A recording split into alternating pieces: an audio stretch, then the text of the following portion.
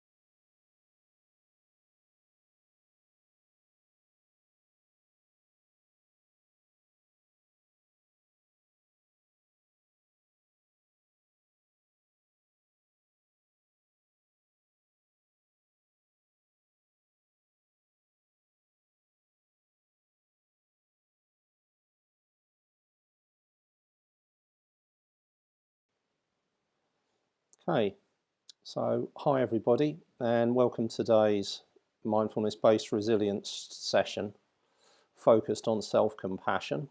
I'm doing this largely for Bromley carers, but as it's a public broadcast, anybody can attend.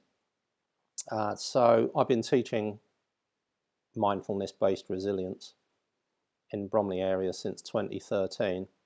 The room that you see behind you, if you've never been there, that's at Beckenham Place Park Mansion, which is where I run regular classes and courses. And of course, I can't be there today, so I thought I'd add it as a virtual background. And so first of all, I'd like to explain a little bit about self-compassion. We have a cultural perspective in Britain, and I think it's quite common throughout the world. As cultures grow, our perspective becomes quite common. It's lots of interactions between one group and another. And it has a perspective that in order to be able to provide for somebody, help somebody, care for somebody, be of service, there has to be an element of absolute focus on what you're trying to achieve. And you can find this in a culture everywhere. It's, you know, all of the performance-related literature. It's all telling you about how you can focus on your goal. All of the, find a purpose, improve your life, achieve something. And so what happens is we all have this tendency to focus absolutely on something external to ourselves, even if it's somebody that's really close to us, like a member of our family. And then we put ourselves to one side. And so what's actually happened is part of this global interconnectedness. We've encountered Buddhist philosophy, which has actually had quite an influence, I believe, over the course of the last 20 years. I need to clarify, I'm an agnostic, but in a lot of ways, Buddhism is a philosophy rather than a religion, and that's basically that's what the Dalai Lama says. So I don't believe I'm going to tread on any toes by saying that. And with it has come this group of practices known as gratitude practices. And gratitude, it isn't an exact explanation of what they are. They're not all about gratefulness.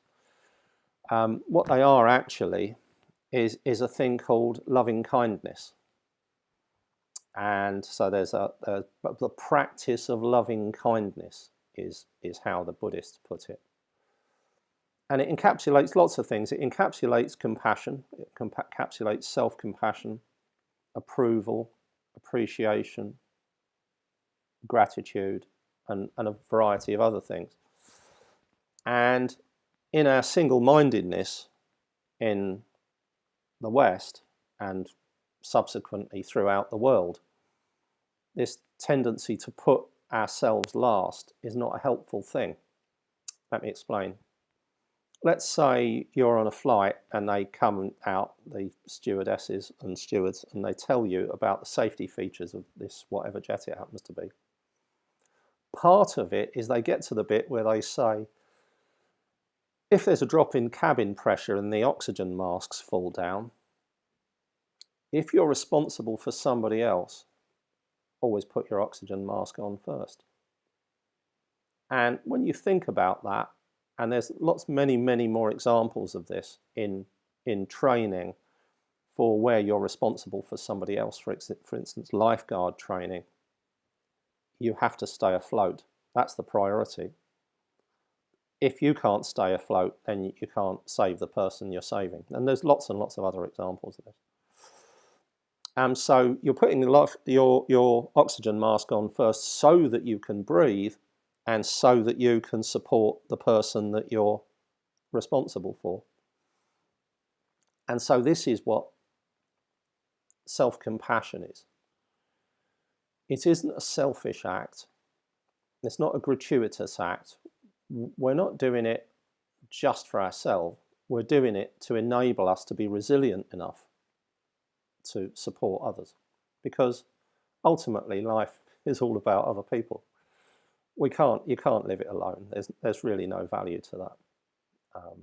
You want to be able to be of service, contribute, give, care, and then life becomes worth living. But as well, in order to do that, some of that focus on the well-being of others has to be on our well-being. It has to be on our mental state, our calmness, our capacity to focus. And that's how, and what we need to do then is to change a quite a significant habit, because we'll all have got into this habit of always putting other people first all the time. And you kind of look at yourself in the mirror one day and you say, when was the last time I did something for me?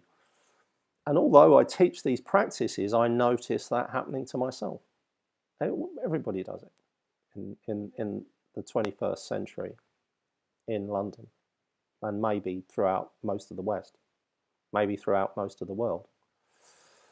So what we want to do is to help us to overcome the tendency to never focus on ourselves.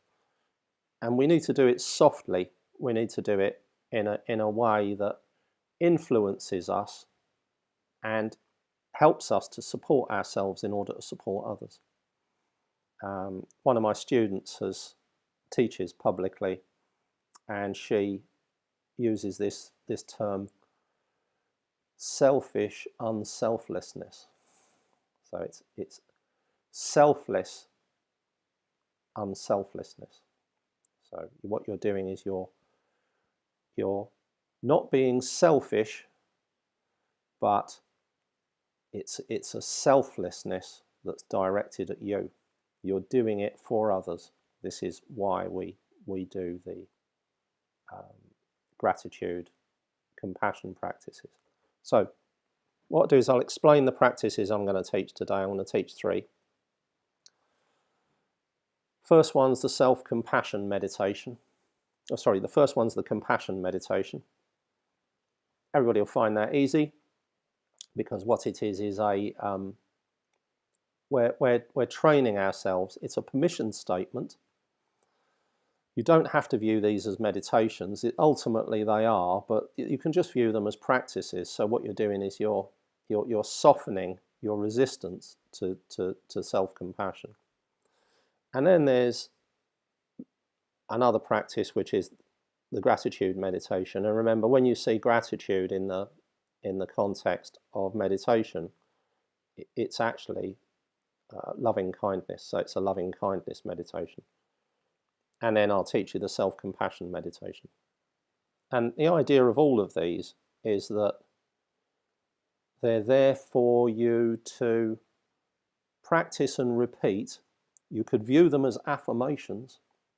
You can view them as meditations. You can view them as mental training. They're all those things. And the purpose of them is to help us get from the knee-jerk, always 100%, always put everybody first and leave nothing for ourselves, to actually actively finding time for ourselves.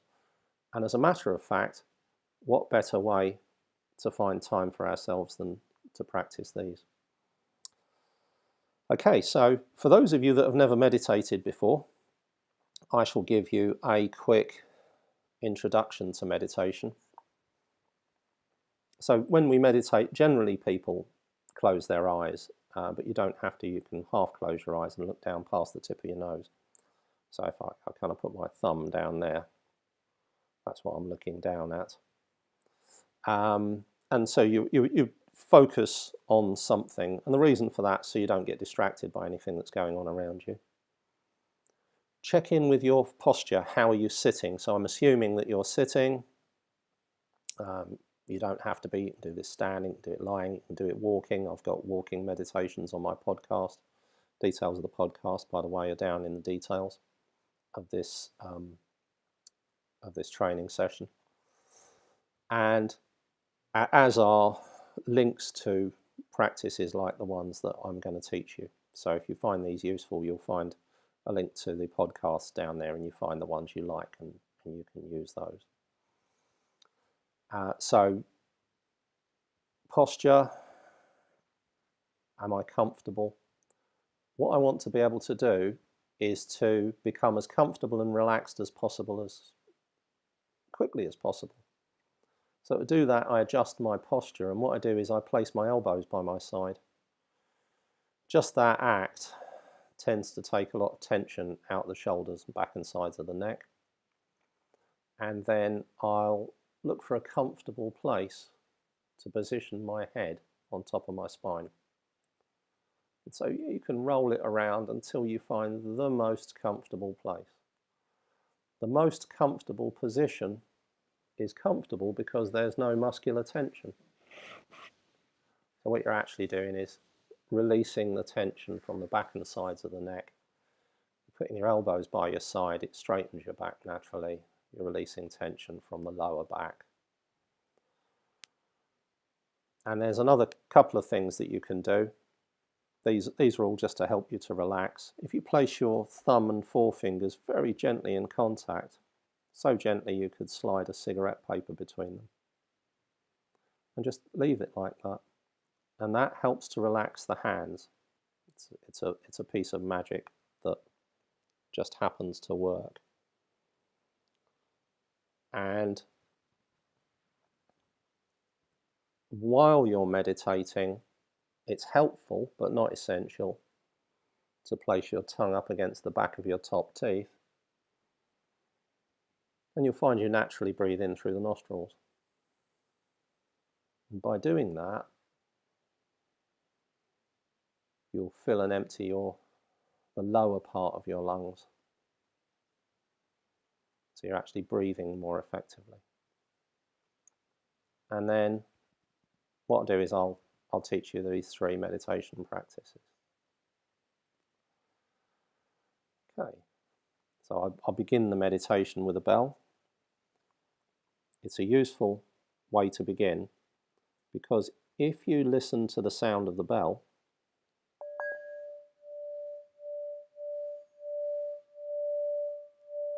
you're able to notice the movement of the sound of the bell through time.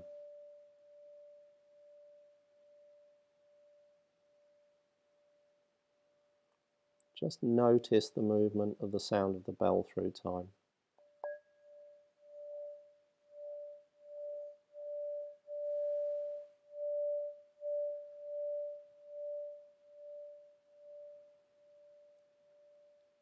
We'll just begin the meditation.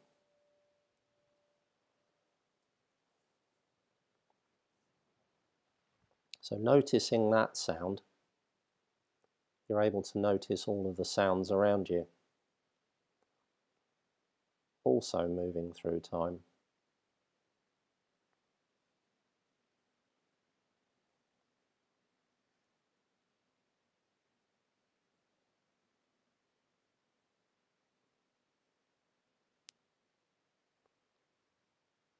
And it could be the sound of my voice. It could be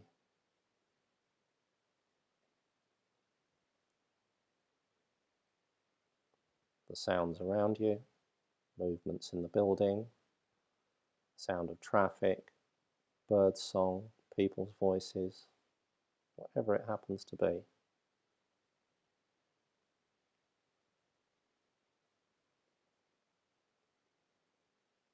And now bring to mind a being. I use the word being because this may not be a human.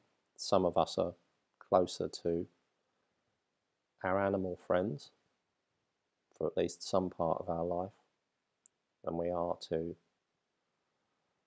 other human beings, which is perfectly natural.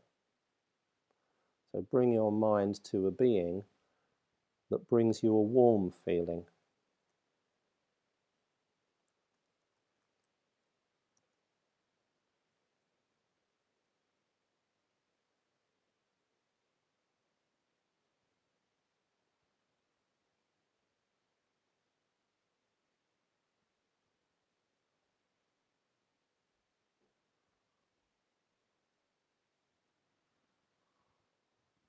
That could be friend, family, colleague, neighbour, a pet. Whichever being it is that when you bring them to mind is the most uplifting.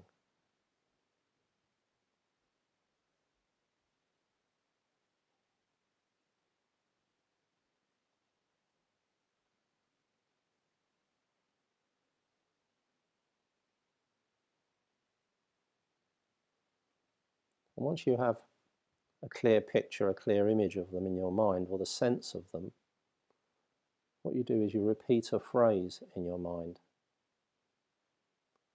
And the phrase is, may I be well,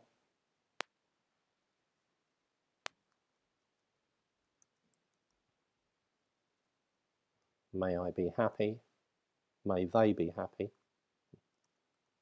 giving away the other meditation. May they be well, may they be happy, may they find peace of mind.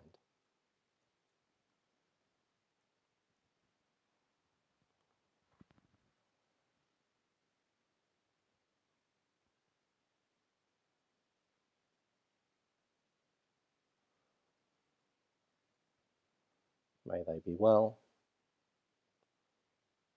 may they be happy, may they find peace of mind.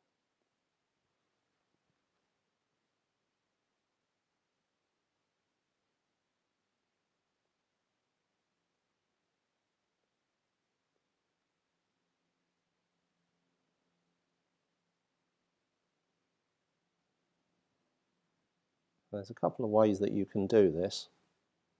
You can repeat it as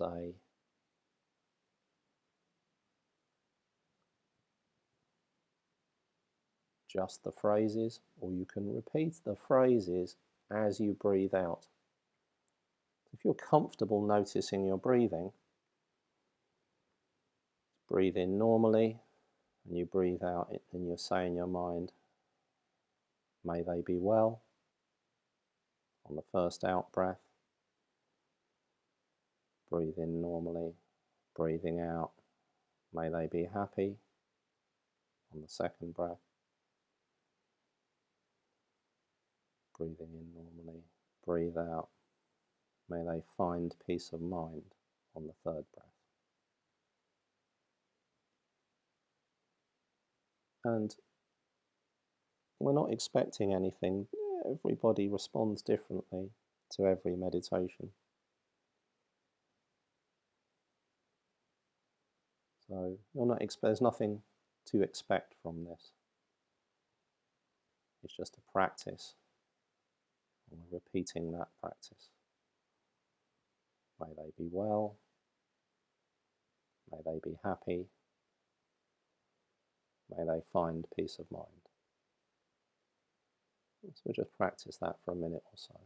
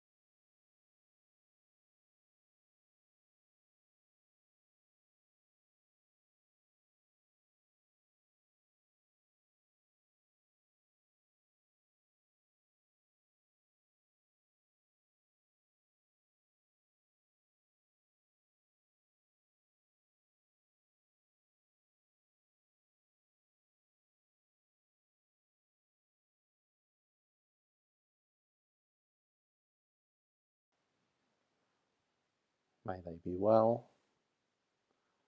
May they be happy. May they find peace of mind.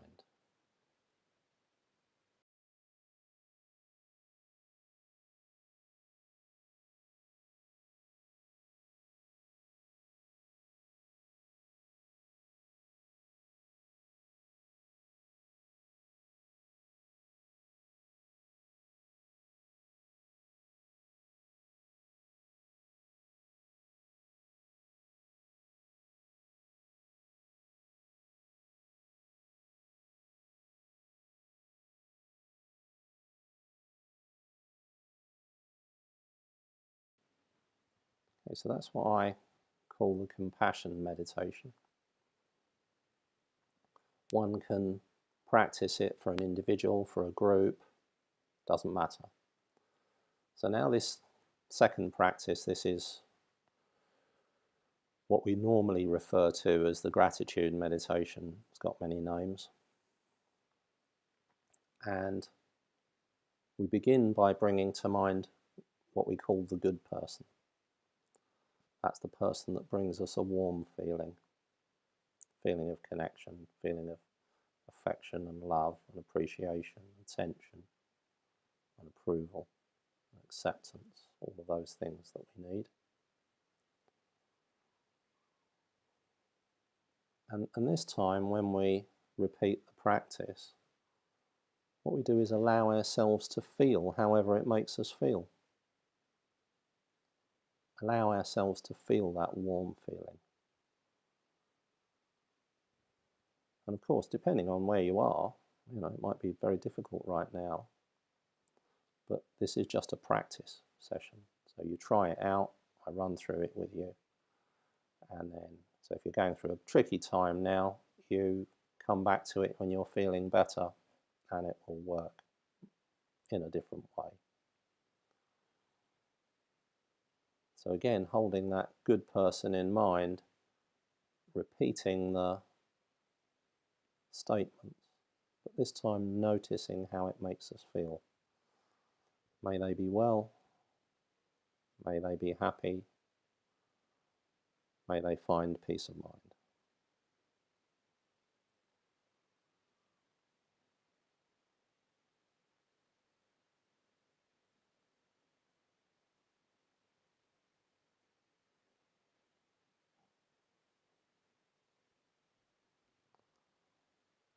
And so now bring to mind a neutral person. And what a neutral person is somebody whose name you don't know, but who you can bring to mind. So it might be a neighbour, might be a colleague, somebody that you see around, and you haven't decided whether you like them or not. You're neutral towards them. You don't know them well enough, possibly, to know whether you like them or not. Could be somebody from a shop, could be a regular bus driver, someone at the station, someone you just see in the streets, doesn't matter. And so you bring that neutral person to mind. And then we say the statements about the neutral person. May they be well. May they be happy. May they find peace of mind.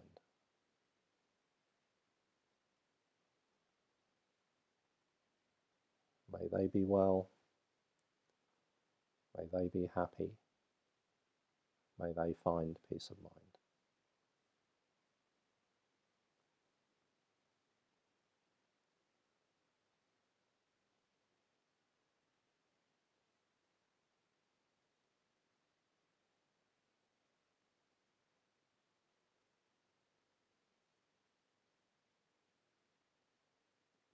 And again, we're allowing ourselves to be aware of how this makes us feel. We might feel neutral, we might feel uncomfortable, we might feel comfortable. It doesn't really matter. We're just noticing. So there's no expectations, no goal. We're not expecting ourselves to be saint-like and have love for all the world all the time, nice though it would be.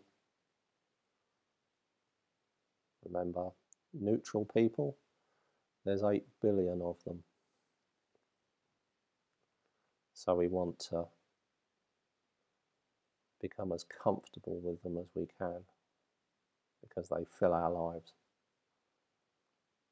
Just holding that neutral person in mind, may they be well, may they be happy, may they find peace of mind.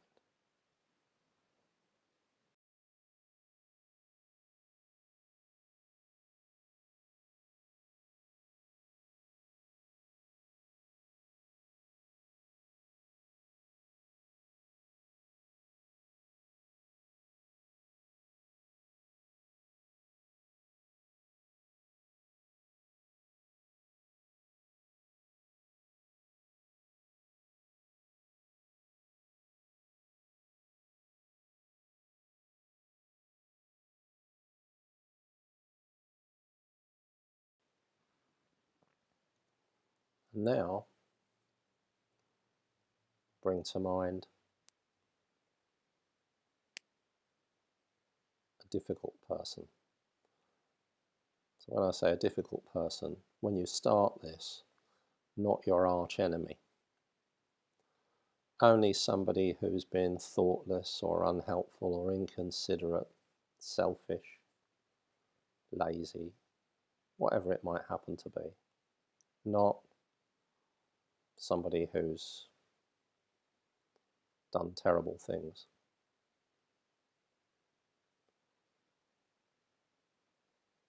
So this is a difficult person, inconsiderate, thoughtless level of difficulty. And you hold that difficult person in mind.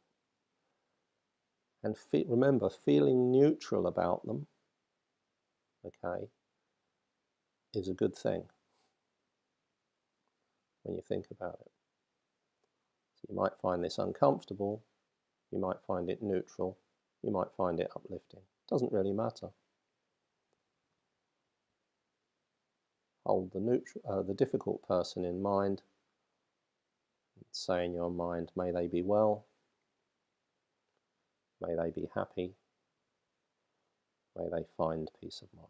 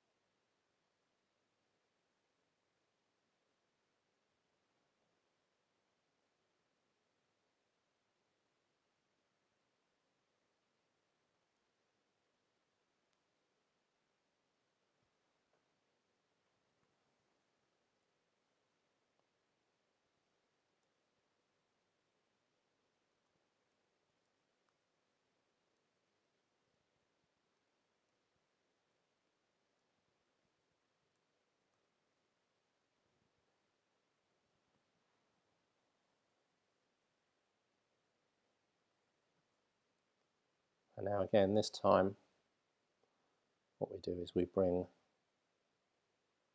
the good person to mind to finish it off. This is whichever being it is that brings us a warm feeling. We say in our mind, may they be well, may they be happy, may they find peace of mind.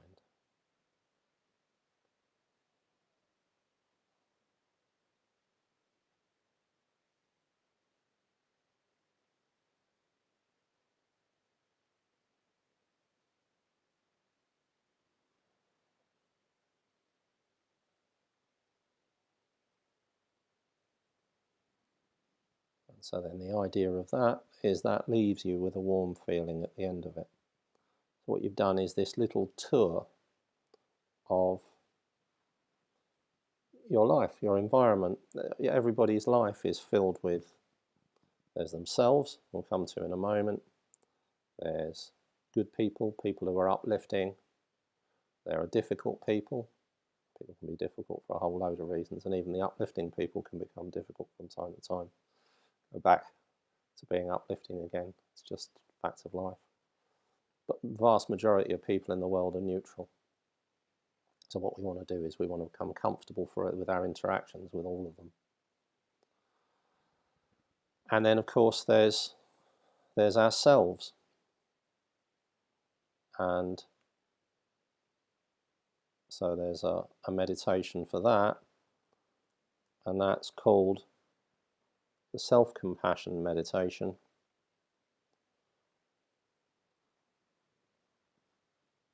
Just bring to mind your image of yourself, however you see yourself, whatever it might happen to be. It's just words.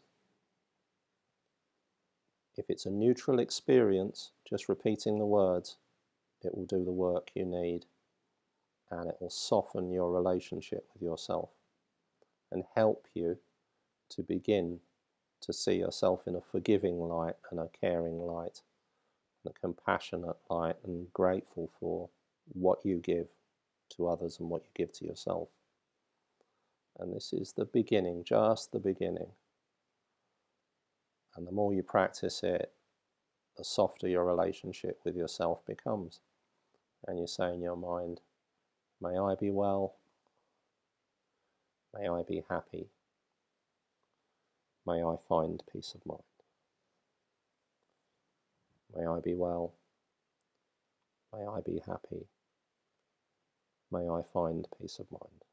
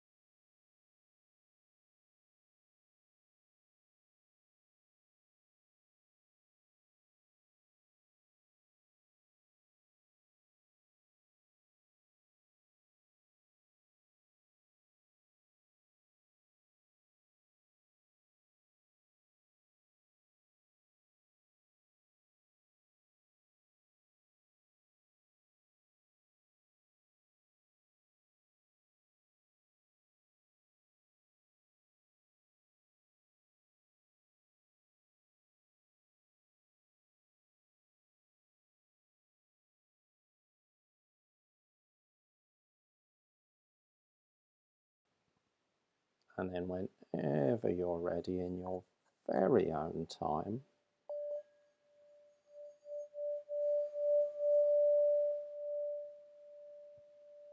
gently return your attention to your surroundings. Okay, so thanks everybody for joining me today. This stays on the site, so if you want to come back and listen to it at a different time, here it is, just follow the same link. Down in the details is a link to the podcasts. They're free, they have these individual meditations. There's also a number of podcasts on the loving kindness subjects, compassion, gratitude, and so on and so forth. And so have a great week and all the very best. Thanks for joining me.